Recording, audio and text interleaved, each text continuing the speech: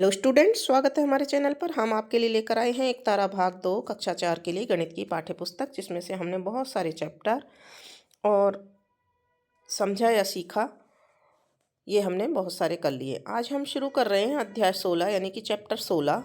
इसका नाम है मैं रुकता नहीं। सबसे पहले इसमें चर्चा कर लेते हैं कि पाठ में क्या लिखा हुआ है।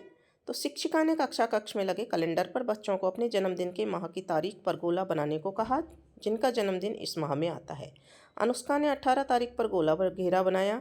श्याम ने कहा, आज तो 1 सितंबर है, आपका जन्मदिन आने में अभी कितने दिन शेष हैं? तो अनुष्का बोलती है, मेरा जन्मदिन तो अभी 17 दिन बाद आएगा, पर आप यह बताओ कि मेरा जन्मदिन किस वार को है? तो श्याम कहता है, गुरुवार को। मनोज ने 22 तारीख पर गोल घेरा बनाया। क्या आप बता सकते हो मनोज का जन्मदिन किस वार को है? तो यहाँ कैलेंडर में देख करके हम बता सकते हैं सोमवार को उसका पड़ेगा। ठीक है ना। यहाँ कैलेंडर दिए हुए हैं, आप देख सकते हैं किस माह में कौन से महीने कितने दिन हैं कौन से महीने में, और क्या वार पड़ेगा किस तारीख को, सारा इन कैलेंडर में देख के पता चल जाता है। दिए गए कैलेंडर को देखकर आप 12 महीनों के नाम लिखिए। तो यहाँ हमने 12 महीनों के नाम लिख दिए हैं। जनवरी, फरवरी, मार्च, अप्रैल, मई, जून, जुलाई, अगस्त, सितंबर, अक्टूबर, नवंबर और दिसंबर। ठीक है, इनको आपको लर्न भी करना है। इसके बाद में है, आप अपने सहपाठियों के जन्मदिन व माह की तारीख एवं वार का चार्ट बनाइए। तो आपको ये चार्ट बनाना है। आपके जो दोस्त हैं उनके नाम लिखने हैं। यहाँ पर हमने उदाहरण के लिए एक नाम लिख दिया है, अल्फेज, जिसका 12/1/2016 को जन्मदिन है और मंगलवार उस दिन पड़ेगा। इसी तरह से आप अपने 6-7 दोस्तों के नाम यहाँ लिखिए और उनकी जन्म तारीख उनसे पूछ कर लिखिए और वार भी लिखिए। ठीक है। यह भी जाने, विक्रम संवत भारतीय कैलेंडर है जिसका प्रारंभ चैत्र मास से होता है। भारतीय कैलेंडर के महीनों के नाम क्रमशः इस प्रकार हैं: चैत्र, बैशाख, जेठ, साढ़, श्रावण, भाद्रपद, आश्विन, कार्तिक, मार्गशीर्ष, पौष, माघ एवं फागुन। तो ये 12 महीने हिंदी के जो विक्रम संवत होता है, भारतीय कैलेंडर जो होता है, उसके महीनों के नाम हैं। आइए चर्चा करें। क्या आप बता सकते हैं प्रत्येक माह में कितने दिन होते हैं? तो मनोज कहता है 30 दिन। क्या मनोज ने सही उत्तर दिया? आइए पता कीजिए। कैलेंडर के 12 माह यानी कि ग्रेगोरियन में सभी माह के दिनों की संख्या समान नहीं होती है। तो किसी माह में 31 दिन होते हैं, किसी में 30 होते हैं, और फरवरी के माह में 28 या 29 दिन होते हैं। जैसे जनवरी, मार्च, मई, जुलाई, अगस्त, अक्टूबर और दिसंबर, इनमें तो होते हैं 31 दिन। और अप्रैल, जून, सितंबर और नवंबर में होते हैं 30 दिन, और फरवरी में होते हैं 28 या 29 दिन। जो अधिवर्ष आता है उसमें 29 दिन होते हैं, जो 4 साल में एक बार आता है। एक वर्ष में 365 दिन होते हैं। आप सबको पता होगा, ये नहीं पता है तो आज जान लीजिए कि एक वर्ष में कितने दिन होते हैं। 365 दिन होते हैं, परंतु अधिवर्ष लीप वर्ष में दिनों की संख्या 366 होती है। सामान्यतः अधिवर्ष हर 4 वर्ष बाद आता है। 4 से विभाजित होने वाले वर्ष अधिवर्ष कहलाते हैं, लेकिन शताब्दी वर्ष तभी अधिवर्ष होता है जब वह 400 से विभाजित होता है। बताइए 2028 में फरवरी माह कितने दिन का होगा? तो यहाँ 28 है, 28 को 4 से विभाजित करेंगे, 4 सत्ते 28, पूरा पूरा भाग जाता है, इसलिए यह अधिवर्ष होगा और 29 दिन होंगे इसमें। अब है दिन, सप्ताह, माह की समझ। क्या आप बता सकते हैं 5 अप्रैल को मंगलवार है, तो अगला मंगलवार कौन सी दिनांक को आएगा? तो देखिए यहाँ पर कैलकुलेशन कैसे करते हैं, दी हुई है। अगला मंगलवार 5 और 7 जोड़ देंगे, 7 दिन बाद आता है। तो यहाँ देखिए अगला मंगलवार 12 तारीख को आएगा, उससे अगला मंगलवार 19 तारीख को आएगा, और उससे अगला मंगलवार 26 तारीख को आएगा। हमने यहाँ 7 जोड़कर देख लिए। तो एक वार से दूसरा वार, उसी वार को वापस देखने के लिए 7 को जोड़ना होता है। सप्ताह में 7 दिन होते हैं: मंगलवार, बुधवार, गुरुवार, शुक्रवार, शनिवार और रविवार। ठीक है। एक माह में 4 सप्ताह होते हैं। ठीक है। 13 जनवरी को बुधवार है, तो 18 जनवरी को कौन सा वार होगा? तो यहाँ 13 जनवरी को बुधवार है, 18 जनवरी को सोमवार, 22 जनवरी को शुक्रवार और 29 जनवरी को शुक्रवार होगा। ठीक है। 13 जनवरी को बुधवार है, तो 18 जनवरी को सोमवार होगा, यहाँ लिखा हुआ है, फिर भी हमने भर दिया है। फिर है पखवाड़ा। भारतीय पंचांग में एक महीने के आधे भाग को पखवाड़ा कहते हैं, यानी कि 15 दिन के जो समय होता है उसको हम पखवाड़ा कहते हैं। चंद्रमास में 2 पखवाड़े होते हैं, शुक्ल पक्ष एवं कृष्ण पक्ष। प्रत्येक पखवाड़ा लगभग 15 दिनों का होता है। इस प्रकार एक चंद्रमास में लगभग 30 दिन होते हैं। ठीक है। सप्ताह के दिन, अगर 6 दिसंबर को मंगलवार है तो 9 दिसंबर को कौन सा वार होगा? तो यहाँ हमने लिख दिया शुक्रवार। नेहा का जन्मदिन 19 दिसंबर को बुधवार के दिन है और नेहा श्वेता से 4 दिन बड़ी है। नेहा श्वेता से 4 दिन बड़ी है, तो श्वेता का जन्म किस वार को हुआ? तो इसमें से 4 दिन बड़ी है श्वेता, तो 4 दिन घटा लेंगे, ठीक है ना।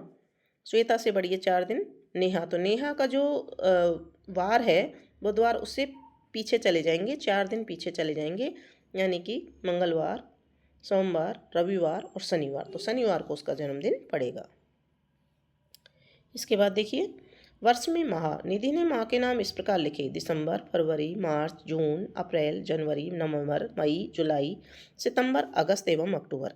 क्या निधि ने माह के नाम सही नहीं लिखे? नहीं लिखे हैं। निधि ने नाम तो लिखे लेकिन क्रम सही नहीं लिखा है, ठीक है ना। तो माह के नामों को सही क्रम में जमाइए, तो हमने यहाँ जमा दिए हैं जनवरी, फरवरी, मार्च, अप्रैल, मई, जून, जुलाई, अगस्त, सितंबर, अक्टूबर, नवंबर, दिसंबर, ठीक है। इसी तरह से क्रम से आपको लिखना आना चाहिए। आइए हल करें। वर्ष का प्रथम माह कौन सा है? जनवरी। वर्ष का अंतिम माह कौन सा है? दिसंबर। स्वतंत्रता दिवस किस माह में आता है? अगस्त में। वर्ष का 7वां माह कौन सा है? जुलाई। जून से पहले कौन सा माह आता है? मई। कौन कौन से माह में 31 दिन होते हैं? तो हमने पहले पढ़ लिया है, जनवरी, मार्च, मई, जुलाई, अगस्त, अक्टूबर और दिसंबर। सबसे कम दिन कौन से माह में होते हैं? फरवरी में। गांधी जयंती किस माह में आती है? अक्टूबर में। अब आइए चर्चा करें। नेहा कहती है गीता आपका जन्मदिन कब आता है? तो गीता कहती है मेरा जन्मदिन 5 मार्च को आता है। नेहा कहती है आपकी जन्मतिथि क्या है? तो गीता कहती है मेरी जन्मतिथि 25/3/2017 है। वैसे यहाँ 5 लिखना चाहिए था क्योंकि यहाँ 5 मार्च लिखा है उसने, लेकिन कोई बात नहीं, ये पहले से लिखा हुआ है। इसमें वर्ष माह दिन कौन सा है? तो इसमें दिन है 25 और माह है 3 और वर्ष है 2017। आपकी आयु कितने वर्ष है? तो आप इसमें से निकाल सकते हैं। आज कौन सा वर्ष चल रहा है? 25 चल रहा है, तो 2017 के बाद में 18, 19, 20, 21, 22, 23, 24 और 25, यानी कि 8 वर्ष आ जाएगा। यहाँ कितना उत्तर आ जाएगा? 8 वर्ष, ठीक है। तो इस तरह से गिन के हम भर सकते हैं। अब है समय की माप। समय के मापने के लिए कई इकाइयों का उपयोग किया जाता है। एक वर्ष में 365 दिन होते हैं। एक सप्ताह में 7 दिन होते हैं। घंटा 1 घंटे में 60 मिनट होते हैं। महीना 1 वर्ष में 12 महीने होते हैं। दिन 1 दिन में 24 घंटे होते हैं और 1 मिनट में 60 सेकंड होते हैं, ठीक है। अब है घड़ी में समय देखना। घड़ी के डायल पर 1 से 12 तक के अंक लिखे होते हैं। 2 अंकों के मध्य 5 समान भाग होते हैं। ये 5 समान भाग यहाँ से यहाँ तक होते हैं, अर्थात 12 गुणा 5 यानी 60, पूरे में यहाँ से यहाँ तक 60 भाग होते हैं। सामान्यतः इसमें 2 सुइयाँ होती है, एक बड़ी सुई, एक छोटी सुई। छोटी सुई घंटे का ज्ञान कराती है और बड़ी सुई मिनट का ज्ञान कराती है। घंटे की छोटी सुई अंक 3 को पार कर गई है, अर्थात 3 बज चुके हैं, ठीक है ना।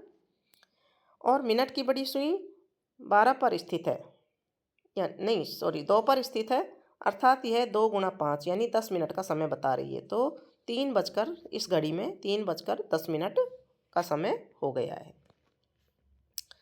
आइए हल करें। नीचे दी गई घड़ियों को देखकर समय बताइए। तो यहाँ पर देखिए, इस घड़ी में छोटी सुई 5 पर है, बड़ी सुई 10 पर है, तो 5:10। यहाँ छोटी सुई 8 पर है, बड़ी सुई 3 पर आने वाली है, तो 8:15, ठीक है। इसको 14 भी लिख सकते हैं अगर 14 लिखना चाहें तो।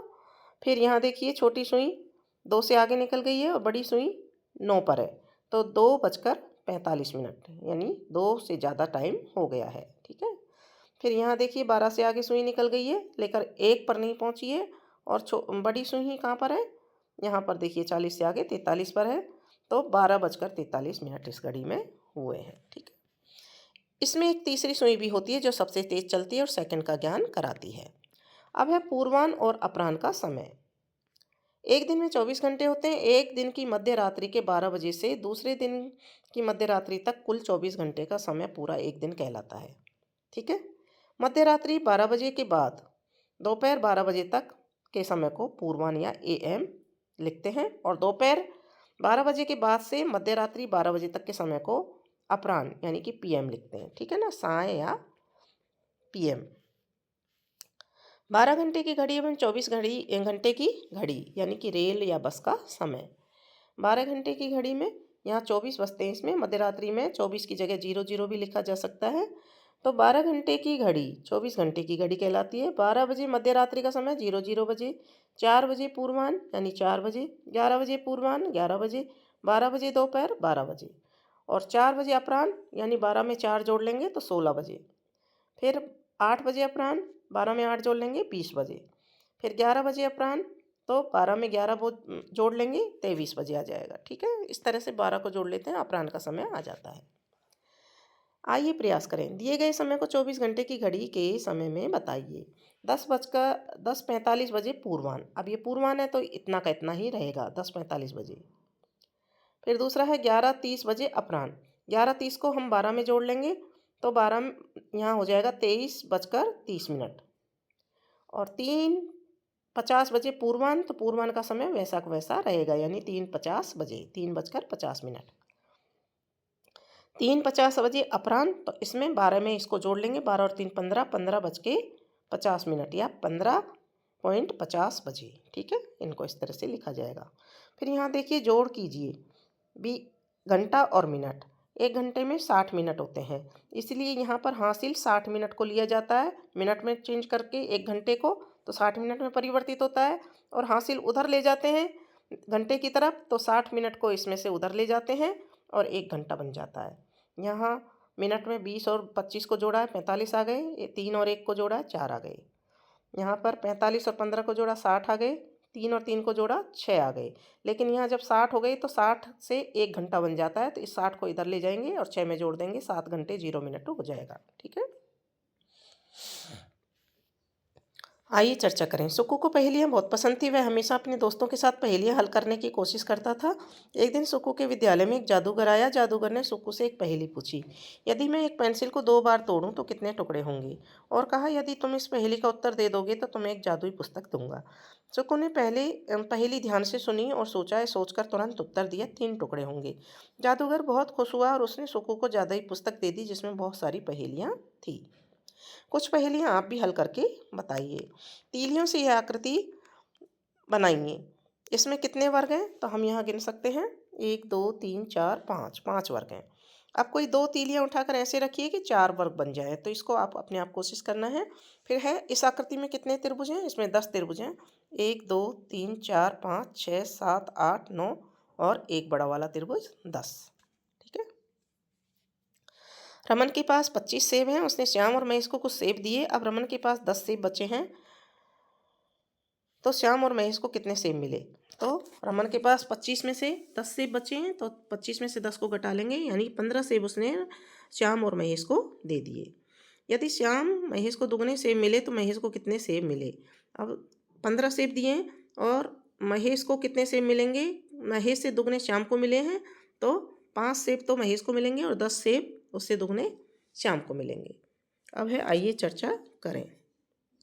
वर्ग पहेली। जादुई वर्ग एक ऐसा वर्ग खाना होता है जिसमें कुछ संख्याएं इस प्रकार लिखी होती हैं। प्रत्येक पंक्ति, स्तंभ और दोनों त्रिकों में व्यवस्थित रेखाओं का योग समान होता है।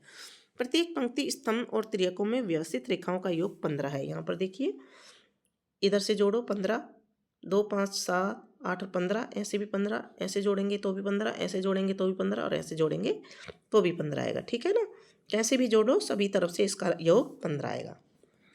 1 से 9 तक की संख्या 3 × 3 के वर्ग में इस प्रकार लिखनी है कि प्रत्येक विकर्ण का योग समान हो। ठीक है, तो यहाँ लिखी हुई है, ये देख लीजिए आप। अपना जादुई वर्ग बनाइए। यहाँ आपने अपना बनाया है। यहाँ पर कुछ संख्याएं भरी हुई नहीं थी, तो 8 और 1 9 और 6 15, 3 5 8 और 7 15, 4 और 9 13 और 2 15, 6 और 7 13, ऐसे जोड़ेंगे तो 15, 5 और 1 6 9 से 15, 8 3 11 4 15 और 4 5 4 9 13 2 15, 8 और 1 9 और 6 15, कैसे भी जोड़ लीजिए। ये भी हमने ऐसे बनाई है, ये भी ऐसे बनाई है। ठीक है, एक लड़की ऐसी है जो हर बार 2 कदम आगे बढ़ने पर 1 कदम पीछे चलती है। यदि उसे नल तक जाना है तो उसे 7 कदम दूरी पर है, तो उसे कितने कदम चलने होंगे, तो 7 ही कदम चलने होंगे, क्योंकि 1 कदम वो पीछे हट जाती है, तो 7 कदम उसको चलने होंगे। अनीता की सहेली का घर उसके घर से 100 मीटर दूर है। रास्ते में प्रति 10 मीटर की दूरी पर खंबे लगे हुए हैं। अपने घर से सहेली के घर जाने में अनीता को कितने खंबे पार करने होंगे, तो आप खंबे एक चित्र बना सकते हैं अनीता का, और उससे आगे उसका घर और निशान लगाएंगे तो 9 खंबे उसको पार करने होंगे। आकृति केवल त्रिभुजों से बनी है, त्रिभुजों का आकार भिन्न भिन्न है। इसमें कितने त्रिभुज हैं, तो ये बच्चों आपको गिन करके अपने अनुसार लिखना है। अब है अभ्यास कार्य। घड़ी में समय देखकर समय बताइए। तो यहाँ देखिए, छोटी सुई 4 पर है, बड़ी सुई 12 पर है, 4 बज गए, ठीक है। फिर यहाँ छोटी सुई 8 से आगे है, बड़ी सुई 5 पर है, तो 5 पंजे 25 यानी 8 बजकर 25 मिनट हो गए हैं। फिर यहाँ पर देखिए, छोटी सुई 11 पर आने वाली है, बड़ी सुई 9 पर है, तो 10 बजकर 45 मिनट हुए हैं, यानी कि 11 बजने में 15 मिनट कम है। फिर यहाँ पर देखिए, छोटी सुई 11 से थोड़ी सी आगे है और बड़ी सुई 3 और 4 के बीच में है, तो 11 बजकर 17 मिनट हो गए। अब है रिक्त स्थानों की पूर्ति कीजिए। 2 घंटा 5 मिनट, 2 घंटे में 60 मिनट होते हैं, 1 घंटे में 60 मिनट होते हैं, 2 घंटे में 120 है ना, तो 2 घंटे में 120 हो गए और 5 मिनट 120 में और जोड़ देंगे तो 125 यहाँ उत्तर आएगा। तो इसको हटाकर 125 आपको लिखना है, ठीक है, 125 मिनट। फिर नीचे है 1 घंटा 16 मिनट, 1 घंटे में 60 मिनट हो गए, 60 मिनट में 16 जोड़ दिए 76 मिनट। फिर है 3 घंटा 5 मिनट, 3 घंटे में 60 60 60 180 और 5 और जोड़ दिए तो 185। 4 घंटा 42 मिनट, इसमें 4 घंटे में 6 चौक 24 240 हो गए और 240 में 42 और जोड़ दिए 282 मिनट यहाँ आ जाएगा, ठीक है। कुल समय ज्ञात कीजिए। 6 घंटे 40 मिनट और 3 घंटे 25 मिनट, इनको क्या करना है, अपने को जोड़ना है। तो जोड़ने के लिए हमने यहाँ देखिए, ये हमने यहाँ का हल किया है। 6 घंटे 40 मिनट, घंटे को घंटे के नीचे और मिनट को मिनट के नीचे लिखा है, तो 6 और 3 यहाँ आ जाएंगे, 40 और 25 यहाँ आ जाएंगे। इनको जोड़ा तो 65 आ गया, 6 और 3 को जोड़ा तो 9 आ गए। अब 65 में से 60 मिनट निकाल लिए, 1 घंटा बन जाएगा और इसको इधर ले आएंगे तो 9 और 1 10 हो जाएगा और यहाँ 60 निकाल लिए थे तो यहाँ 5 रह जाएंगे, 5 मिनट, 10 घंटे 5 मिनट यहाँ उत्तर आ जाएगा। फिर दूसरा जो जोड़ करना था वो भी यहाँ देख लेते हैं हम। 2 घंटे 40 मिनट और 3 घंटे 17 मिनट को इसी तरह से घंटे के नीचे घंटा और मिनट के नीचे मिनट लिखेंगे। 40 और 17 को जोड़ा 57, 2 और 3 को जोड़ा 5, तो यहाँ पर उत्तर आ जाएगा 5 घंटे 57 मिनट। फिर तीसरा है 4 घंटे 14 मिनट और 7 घंटे 37 मिनट को इसी तरह से लिखेंगे। 14 और 37 को जोड़ा 51, 4 और 7 को जोड़ा 11, ठीक है। इसके बाद में इसका उत्तर आ जाएगा 11 घंटे 51 मिनट। फिर देखिए अगला 8 घंटे 32 मिनट और 1 घंटे 28 मिनट, यहाँ जोड़ लिए 32 और 28 को 60 हो गए, 8 और 1 को जोड़ा 9 हो गए। अब 60 का 1 घंटा बन जाएगा तो 60 मिनट को हम इसमें से निकाल के इधर ले आएंगे तो 10 घंटे 00 मिनट रह जाएंगे, ठीक है। फिर है निम्नलिखित समय को घड़ी के चित्र में बनाइए। 6 बजकर 30 मिनट को तो यहाँ हमने घड़ी बनाई है, छोटी सुई भी 6 पर आएगी, बड़ी सुई भी 6 पर आएगी, इस तरह से। 8 बजकर 11 मिनट, छोटी सुई 8 से हल्का सा आगे और बड़ी सुई 2 से 1 जो निशान होता है ना उस पर आ जाएगी, तो यहाँ 8 बजकर 11 मिनट। 2 बजकर 57 मिनट, 2 बजकर 57 मिनट, तो छोटी सुई 2 से थोड़ा सा आगे होगी और बड़ी सुई 11 और 12 के बीच में होगी, ठीक है।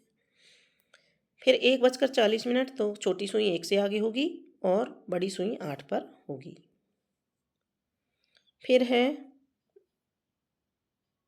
दिए गए समय को 24 घंटे की घड़ी के समय में बताइए। 7 बजे पूर्वाह्न, 7 बजे पूर्वाह्न देखिए, 7 बजे पूर्वाह्न का मतलब हो गया 7 बजे, क्योंकि पूर्वाह्न का समय वैसा वैसा रहता है। 11:30 बजे अपराह्न, इसमें 12 को जोड़ देंगे तो 12 और 11 23, 23 बजकर 30 मिनट।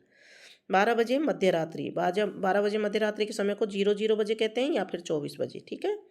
12 बजे दोपहर, उतना का उतना रहता है, दोपहर के समय को 12 बजे ही कहते हैं। फिर है छठा घंटे और मिनट, 8 घंटे 45 मिनट और 3 घंटे 35 मिनट को हमने यहाँ जोड़ा है, क्योंकि वो जो सवाल है उसको एक बार पढ़ लेते हैं हम यहाँ पर।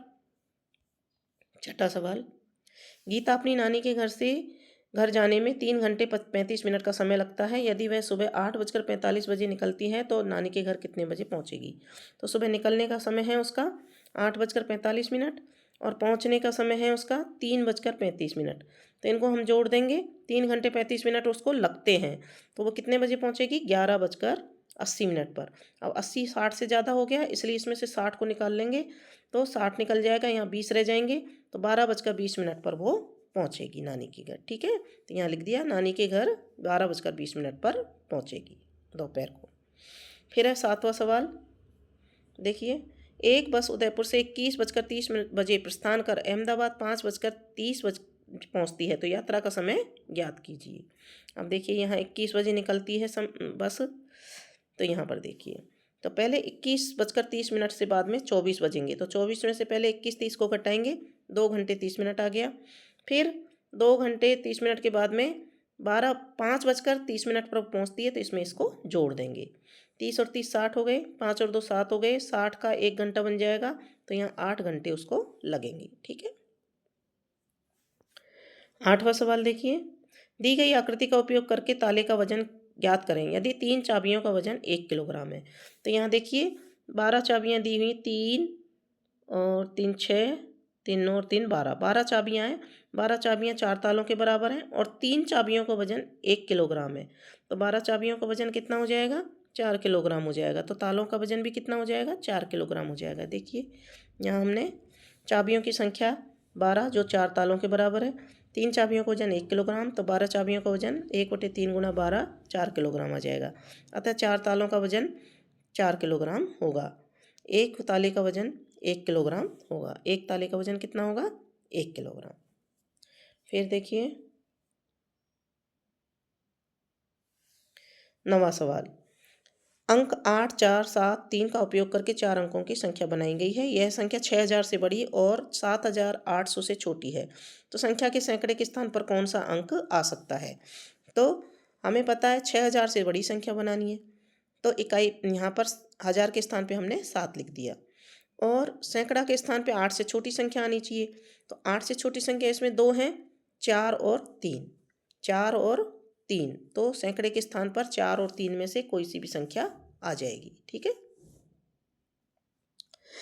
यदि 15 जनवरी को मंगलवार है तो 25 जनवरी को कौन सा वार होगा? शुक्रवार। और इसी के साथ में बच्चों आपका ये चैप्टर कंप्लीट हो जाता है। जो 10 सवाल थे इसमें हमने पूरे कंप्लीट कर लिए हैं। अब हम मिलेंगे अगले चैप्टर के साथ में। तब तक के लिए आप हमारे चैनल को सब्सक्राइब कीजिए, वीडियो को लाइक कीजिए और कमेंट बॉक्स में एक प्यारा सा कमेंट ज़रूर लिख दीजिए। हम आशा करते हैं आपको घड़ी में समय देखना और समय निकालना ज़रूर आ गया होगा। अगर नहीं आया है तो बच्चों वीडियो को एक बार बार देख करके आप समझ सकते हैं। ठीक है, तो मिलेंगे अगले वीडियो के साथ। धन्यवाद।